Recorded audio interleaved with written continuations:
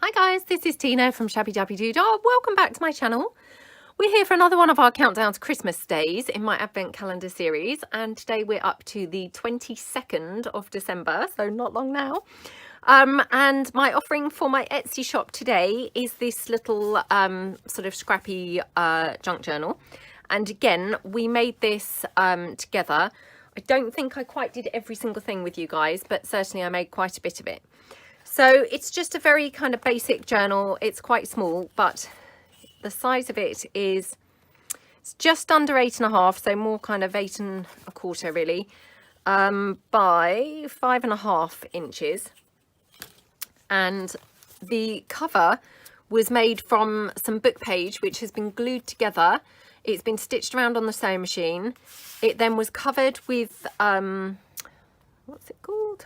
Sewing pattern paper. Sorry, my mind went blank. Sewing pattern paper. And then I've gessoed over it. And then I've got, you know, one or two other things layered up on the front. On the back, I just left it gessoed over the sewing pattern paper. You've got one of my Handmade by labels on the back. You've got some of this gorgeous crochet type lace trim down the side or down the spine. And then here you've got lots of the same sort of crocheted lace. And then you've got lots of things here on this cover. So you've got some coffee dyed doily, you've got some vintage postage stamps. This is from a brochure. I mean, it is kind of vintage as in terms of what they call vintage. But I think it was from about the 80s or something like that. So that's on there. You've got one of my umbrella printables, another piece there from the umbrella printables, and then this Hessian that's been gessoed up as well.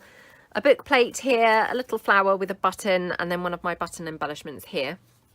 And then the star of the cover, the bit that, you know, I really, really love, and I know that we didn't do this together. This was a ring that I received in Happy Mail. So I hope that I'm not offending anybody, but the ring was, you know, really big and very much too big for me. I don't mean the stone, because I love the big, you know, the big rings like this, but the actual band. And it wasn't an adjustable one or anything like that. It was just huge. It didn't even fit on my thumb. It was too big. So I cut the top off of the ring, and I've used it on here as just like a decorative piece to hold the ribbon that's going to, you know, that's like acting as the closure. I absolutely love how it turned out. I mean, it was just like it was made for this journal. I just absolutely love it. So yeah, thank you so much, you know, for those rings. It really is brilliant. And then here, the closure itself is just this gorgeous midnight blue lace, oh, sorry, losing my words, ribbon. And it's glued underneath this piece. So it's here. And it's not glued anywhere else, so it kind of wraps around the back and then at the front, and then it ties up at the side. Obviously, if you didn't like that, you could probably trim the ribbon off. If you didn't want to have it, you would have this, you know, stuck on there, which maybe would look a bit strange with nothing. I don't know, it might look okay. But you could easily take that off. And the actual then going inside, the journal itself has been stitched on the sewing machine and then has just been attached to the cover with some elastic. So it's not kind of permanently fixed into the cover. So you could, you know, use it a bit like a traveler's notebook and, you know, have the cover for something else. And then the inside I've covered with, again, some more vintage book page. Now it has gone a little bit warped, you know, from the layers of glue. So I just do want to point that out. I mean, it doesn't bother me, but just so as you do know, it's a little bit kind of stiff. I suspect it would, you know, it will soften up with more use.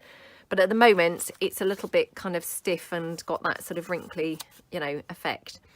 So that's there. You've got some more of that crochet lace just, you know, down the centre of the spine. And as I say, the whole journal just literally comes out like that. So that's how it looks without the journal in there. And then the lace is literally just wrapped around. So again, you know, if you wanted to do something else with it, you could do something else quite easily. But I'm going to put the journal back in and we'll just have a look through and see what's here. So the inside of the front cover, you've got this big pocket here. And again, I've just distress inked, put some more of that lovely crochet lace, some coffee dyed doily, a cluster there. And then it's acting as a pocket for this authentic vintage photograph. I'm just looking. Don't think it says, oh, 1926. It's just literally stamped on there. I think it says actually the 23rd of December, 1926. So very close to the day, isn't it? You know, 22nd today. So yeah, that's pretty awesome, isn't it? It's, oh, it actually says, I can't read what this says. Yeah, I don't know what the first word says, but short on, oh, somebody shot on the garden, or in the garden. Happy Xmas from Dad and Edie. Oh, that's really nice, isn't it?